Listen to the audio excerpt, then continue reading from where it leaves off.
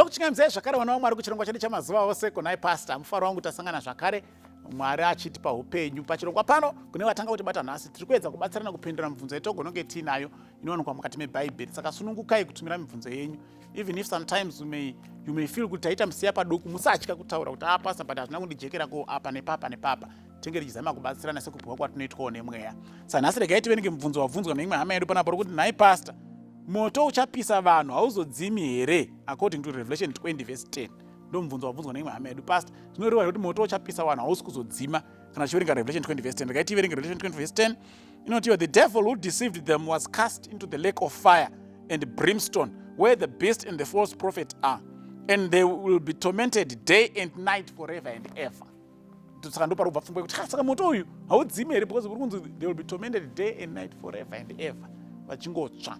Saka kureva kuti moto uchapisa vanhu hauzodzimi here. Now regai nditange ndavereka Revelation 22 verse ya 12 ndozoenda pana Jude verse 7. Revelation 22 verse 12 inoti, behold, I am coming quickly, and my reward is with me to give to everyone according to his work. Now this is Christ himself speaking. Tara ndiri kuenda kukasika, mubayiro wangu ndiinawo kuti ndipe mumwe nemumwe sezvaakabata. Ndichauya kuzopa mumwe nemumwe sezvaakabata. Saka kana Kristu ari kuuya kuzopa mumwe nemumwe sezvaakabata, hazvigoni kuti vanhu vese vachatsva nekusingaperi, because hapasisina mumwe nemumwe sezvaakabata. So the principle inofanira kuti guide ndeyekuti everyone is going to be rewarded or punished according to their works. Ndozvitaurwa neBhaibheri, ndozvinodzidzisa Bhaibheri. That's what Christ said. Ndicharewarda kana kupanisha according to your works. Saka kana iri according to your works, then haifanani time yacho. That should be very definite. Saka zviri kurevei kuti forever and ever. Jude verse 7. Jude verse 7 inoti iyo, as Sodom and Gomorrah and the cities around them, in a similar manner to this, having given themselves over to sexual immorality and gone after strange flesh, they are set forth as an example, suffering the vengeance of eternal fire.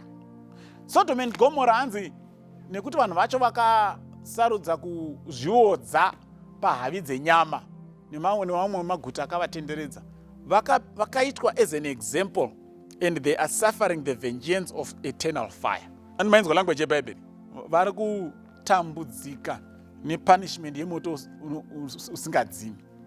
But mukaenda izvozvizvi, pane inonzi dead sea nhasi ndo paiva neSodom and Gomorrah. Exactly. Ndo paiva neSodom pane dead sea. Hapana moto uri kupfutapo. Hapana moto. Saka Bhaibheri kureveri kana richiti they are suffering in the eternal fire. Moto wacho unoparadza nekusingaperi. Kwete kuti moto wacho unobaka nokusingaperi. But it destroys eternally. Kana wapisa chikaparara zvapera hachichasimukizve. Even mukaenda kuna Malaki kunonzi kunyangwe nehonye yavo haizosimukizve, kunyangwe chakaipa hachichazobukirizve. Saka kureva kuti Satan haasi kuzorarama nekusingaperi achingotsva kana kuti vanhu vanomuteera.